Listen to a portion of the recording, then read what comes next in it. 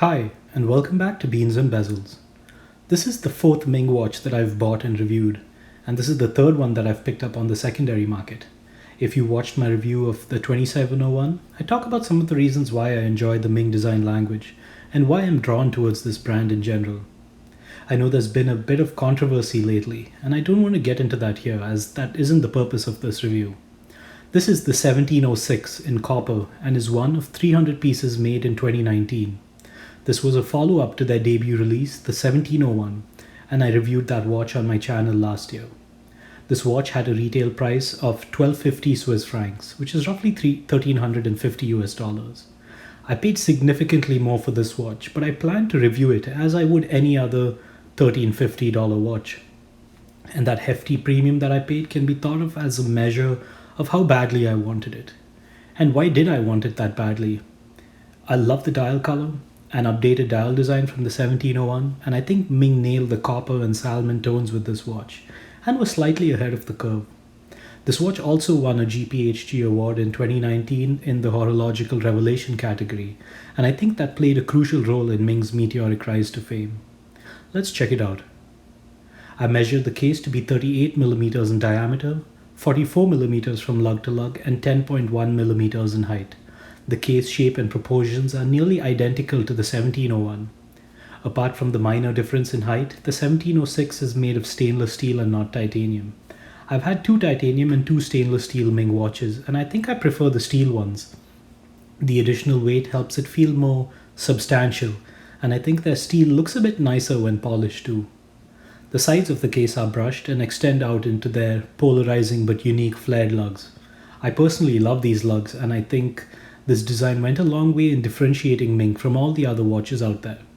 Coming up with creative dial designs is something that microbrands try to do all the time, but they end up failing to differentiate themselves by picking off-the-shelf case designs. For example, the latest Dietrich SD1 Skin Diver has a great dial design, but has a case that looks indistinguishable from other microbrand divers like from NTH and Raven. You then have a polished fixed bezel section that seats a flat sapphire crystal. The polishing on the bezel is excellent and the whole case design feels very cohesive without any abrupt transitions. You have a 5.35mm push-pull crown at the 3 o'clock position that has Ming's standard crown design that resembles a mechanical gear with deep ridges that make it easy to grip and operate. Flipping it over, you have a solid case back that is attached to the case by means of screws. This watch is rated for up to 100 meters of water resistance, which I think is pretty good for a dressy sports watch. The 1706 was released in a blue slate dial and a copper dial. This dial has more pink and red hues than typical copper, but I think copper is an accurate enough name for their dial color.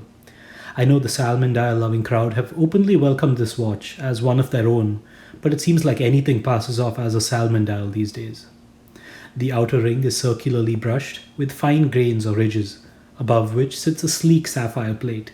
The numerals are painted or printed onto the plate, and this results in a beautiful shadow being cast on the metallic surface below. The quality of printing is good, and I love the alternating use of Arabic numerals and white ticks, and prefer this to the all-Arabic dial of the 1701. From certain angles you see a small notch above the 12 o'clock marker and below the 6 o'clock marker. I couldn't figure out what this is, but it's perhaps a reflection of the two grooves of the sapphire plate from beyond the visible dial section.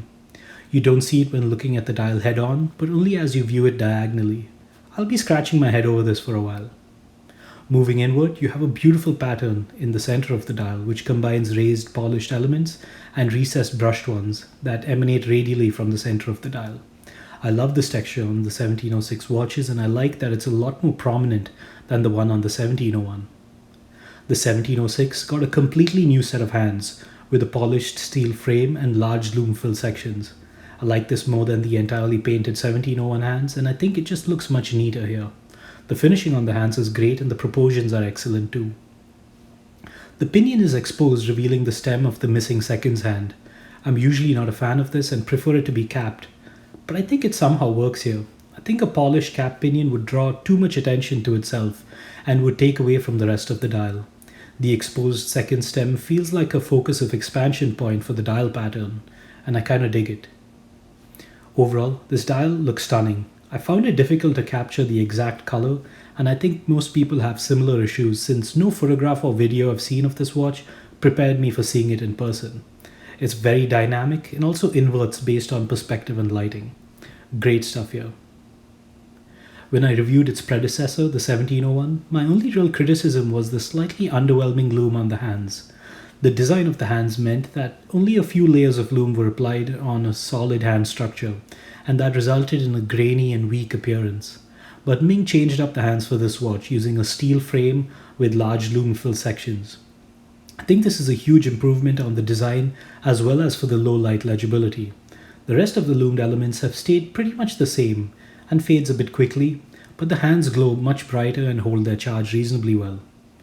Breathtaking low light legibility wasn't the purpose of this watch, and I think they flexed those muscles with their 1801 diver.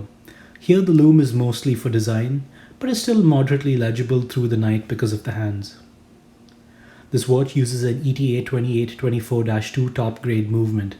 The movement is slightly modified to remove the ghost date position, which I think is great. I'm not very forgiving of watches over $500 that leave that in there, and to my surprise there are a lot of them.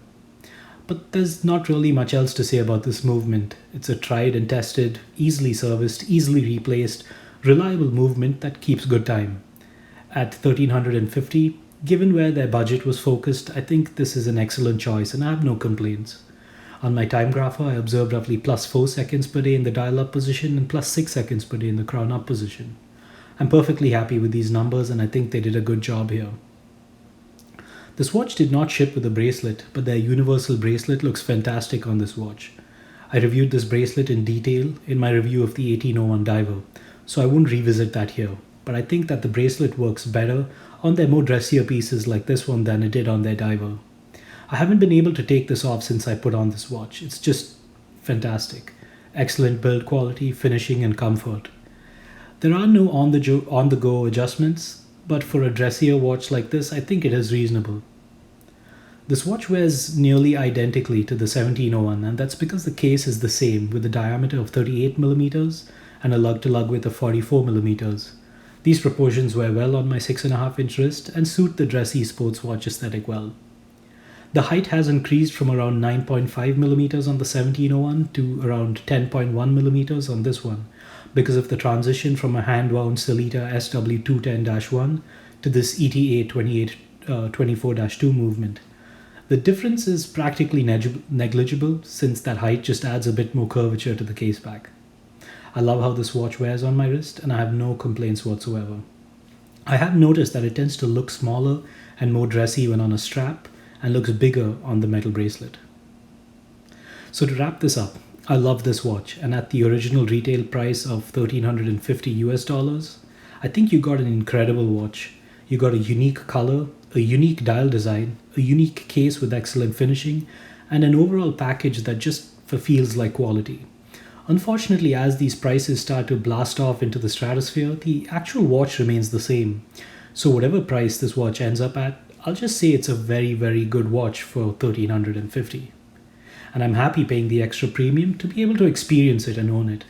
I believe that separating its retail price from its premium is a more practical approach and avoids disappointment while also grounding the actual product in reality with some sense of objective reasoning behind its original price. If you feel as passionately about these watches and Ming watches in general, don't pass on an opportunity to check out a 1706.